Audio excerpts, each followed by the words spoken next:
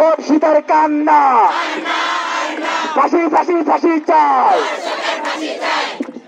ভদ্র পোশাকে বিভিন্ন শিক্ষার্থী ধর্ষক আছে কিনা, বিভিন্ন শিক্ষক ধর্ষক আছে কিনা, ইনকোর্স দেওয়ার প্রলোভন দেখিয়ে, ভালো মার্কস দেওয়ার প্রলোভন দেখিয়ে, শিক্ষক বানানোর প্রলোভন দেখিয়ে যারা দিনের পর দিন নারীদেরকে উত্তপ্ত করে যাচ্ছে, আমাদের বন্ধুকে আমরা স্পষ্টভাবে বলে দিচ্ছি, আপনারা ভুক্তভোগী এখানে অনেকেই আছেন। সর্বপ্রথম প্রতিবাদটা আপনার উপর থেকে উঠে আসুক। সর্বপ্রথম আপনি প্রতিবাদ করুন। আপনার কোন শিক্ষক আপনাকে উত্তপ্ত করেছে, কোন শিক্ষক আপনাকে নগ্ন মেসেজ পাঠিয়েছে, কোন শিক্ষক আপনাকে টিজ করেছে, কোন শিক্ষক আপনাকে নিয়ে বাজে মন্তব্য করেছে, তার বিচার রাজশাহী বিশ্ববিদ্যালয়ের মাটিতে 30,000 শিক্ষার্থী মিলে করবে ইনশাআল্লাহ। আমরা সর্বপ্রথমেই এই রাজশাহী বিশ্ববিদ্যালয়কে ধর্ষক মুক্ত করবো ইনশাআল্লাহ। আজকে বিশ্ব নারী দিবস বাংলাদেশে উদযাপিত হচ্ছে, কিন্তু এই বাংলাদেশে নারীরা আজ অরক্ষিত, যেখানে 8 বছরের শিশু আসিয়াকে ধর্ষণ করা হয় এবং কোনো শাস্তি দেওয়া হয় না। আজকের মেয়েরা নিরাপদ না, যে বোনের বাসায় গিয়েও কখনোই সে একটা পরিপূর্ণ নিরাপত্তা পায় না। তাহলে আমরা আজকে কোথায় কার কাছে নিরাপদ? আমরা পুরো বাংলাদেশের নারীরা আজকে কোথাও নিরাপদ না, একটা অনিশ্চয়তা।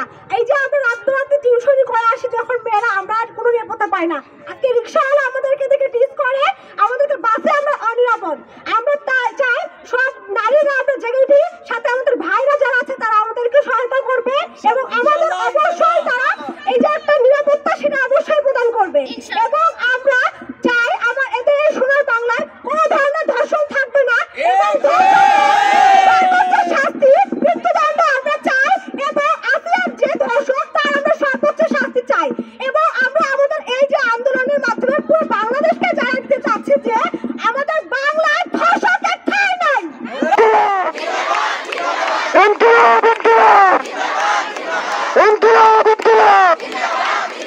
রাজশাহী বিশ্ববিদ্যালয়ের বুকে আরো 14 জুলাইয়ের রাত নেমে এসেছে।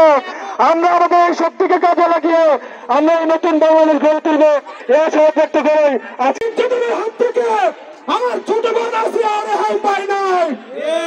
আমাদের এই নতুন বাংলাদেশে ইন্টারিম সরকারকে আমরা বারবার বলতে চাই, যদি আপনারা জনসাধারণের নিরাপত্তা নিশ্চিত করতে না পারেন, আমার নারী শিক্ষার্থীদের, আমার বন্ধের নিরাপত্তা নিশ্চিত করতে না পারেন, তাহলে এই দেশের শাসনভার চালানোর অধিকার আপনারা হারিয়ে ফেলেছেন। আপনারা যদি এই দেশের শাসনভার কার্যক্রম পরিচালনা করে যেতে চান, তাহলে অতি সত্বর ধর্ষকদের বিচার নিশ্চিত করুন। যে ধর্ষণের শাস্তি বলা হয়েছে মৃত্যুদণ্ড অথবা যাবজ্জীবন, অতি শীঘ্রই এই মৃত্যুদণ্ড নিশ্চিত করে ধর্ষকের এই বাংলাদেশ হতে বিতাড়িত করার জন্য পথ সুগম করুন। এই বাংলাদেশে এই জুলাই বিপ্লবে শুধু আমরা ছেলেরা নয়, পুরুষরা নয়, আমাদের বোনেরা, নারী শিক্ষার্থীরা যদি এখানে অংশগ্রহণ না করত, কখনোই হাসিনার মধ্যে একটা স্বৈরাচারকে আমরা হঠাৎ সক্ষম হতাম না। আমরা যখন একটা উত্তর হতে পারছি, তখনই কেবল আমরা হাসিনার মধ্যে এক জগদ্দল পাথরকে বাংলাদেশ থেকে বিতাড়িত করেছি। তাই ইন্টারিমকে বলছি, আমাদের আবেগ দিয়ে খেলা করবেন না, অতি শীঘ্রই ধর্ষকদের শাস্তি নিশ্চিত করে আমাদের বন্ধের নিরাপত্তা বিধান নিশ্চিত করবেন। আমাদের এই সংগ্রাম চলছে, চলবে, আমাদের এই সংগ্রাম কোনোভাবে থামবে না। আমার বোন ধর্ষিত কেন? ধর্ষকের ঠিকানা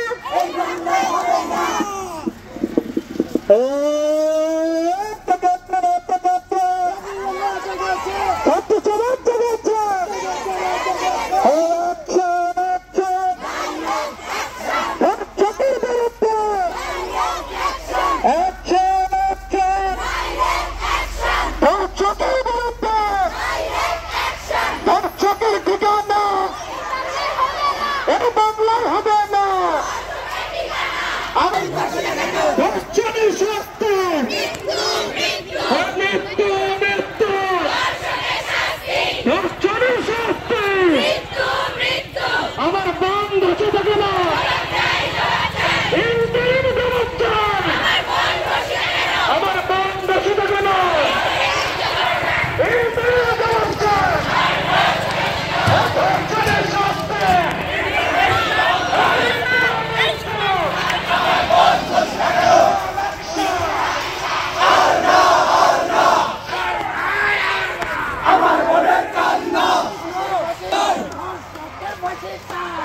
ফাঁসি চাই